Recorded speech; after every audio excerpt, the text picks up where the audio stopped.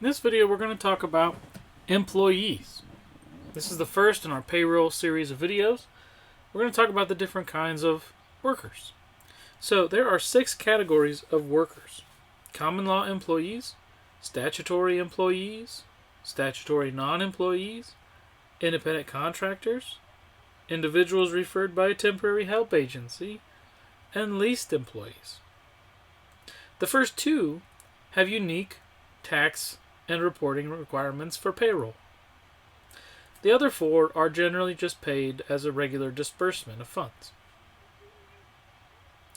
So let's talk a little bit about each one. Common law employees have to pass the common law test. These are typical employees. Does your employer control the work? Control who does the work?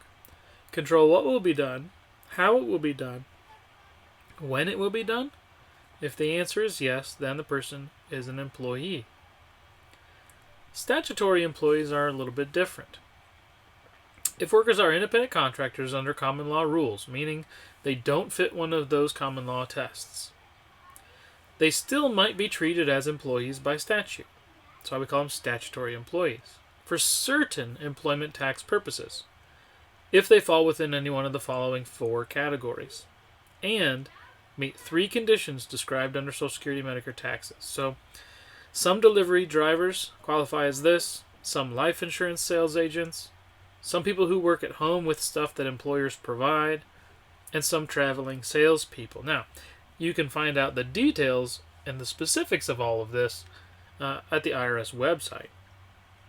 But with regard to statutory employees, we withhold FICA taxes from statutory employees, but we do not withhold income taxes from statutory employees.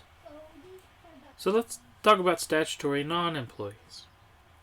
These individuals are compensated based on sales and other achievements, not by the hour. FICA taxes are not withheld from their pay. Federal income taxes are not withheld from their pay. And federal unemployment tax is not paid on their behalf.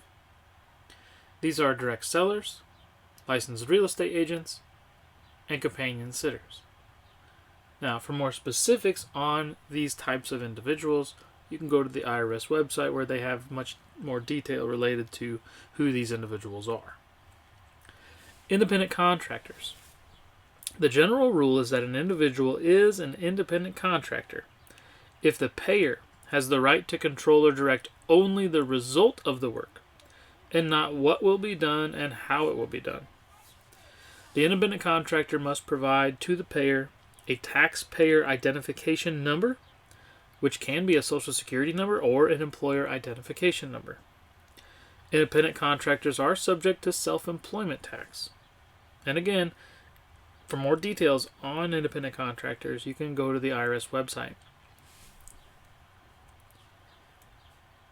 Individuals referred by a temporary help agency.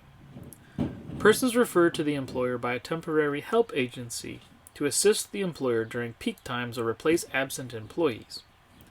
So payments are made to the temporary help agency as a regular disbursement, not to the temporary worker.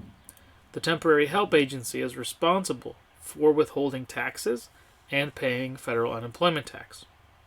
However, the agency and the employer are jointly responsible for abiding by wage hour laws. And then lastly, we have leased employees.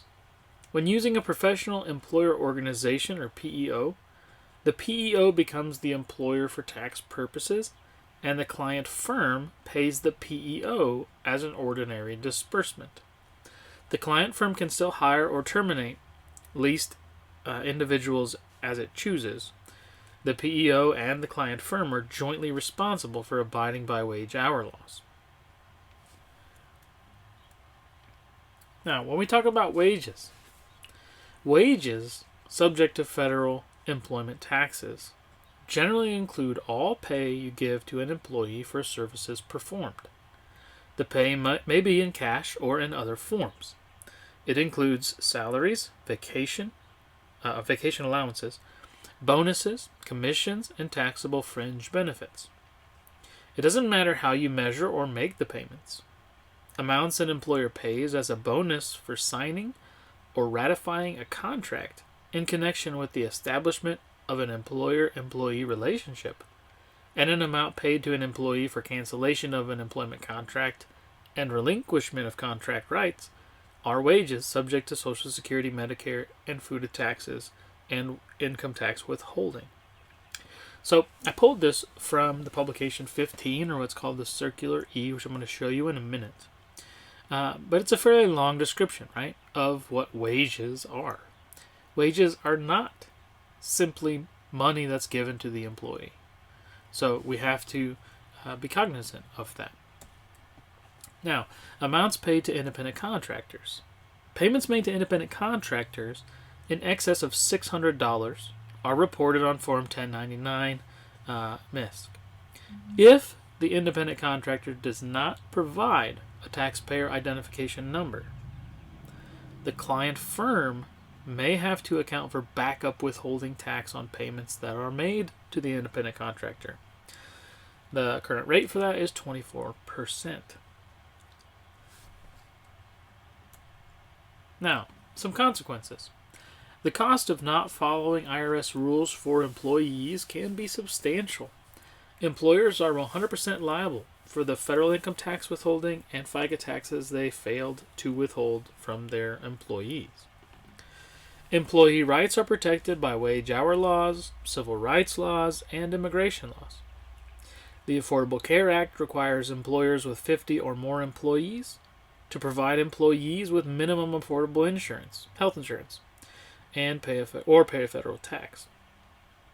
So, payroll can be quite complicated, but it's important to start simply with who are my employees, what kind of employees are they? Are they independent contractors? Are they common law employees? Are they statutory employees? We've got to know that first so that we can then figure out how do we account for payroll appropriately. So where do we find all the information we need to know about our employees and about payroll? Most of the information that we're going to need can be found in publication 15 of the IRS. So if we go to Google and we type in publication 15, or we type in Circular E, as you'll see here in a second, publication 15 is the employer's tax guide. So if we click on it, open up the PDF, here we have Circular E, Employer's Tax Guide for use in 2020. As you can see from the contents, there's a lot of information in here. Who are employees? Family employees, employee social security numbers, wages, and other compensation. Number 6 is on tips.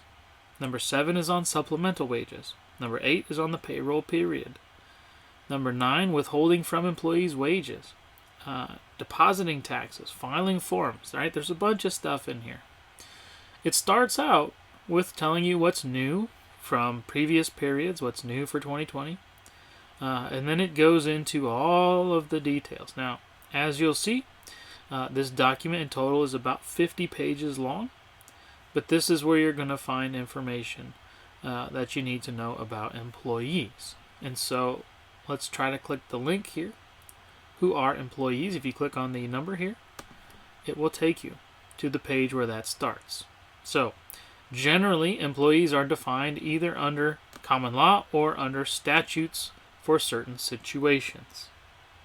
See publication 15-A for details on statutory employees and non-employees. So then again, you want details on that, we would go there. Employee status under common law, right? Generally, a worker who performs services for you is your employee if you have the right to control what will be done and how it will be done. This is so even when you give the employee freedom of action. What matters is that you have the right to control the details of how the services are performed. So this is going to go through somewhat as statutory employees, treating employees as non-employees, right? It's got a lot of stuff in here, and it's a good source that's easily accessible if you're doing payroll for a company.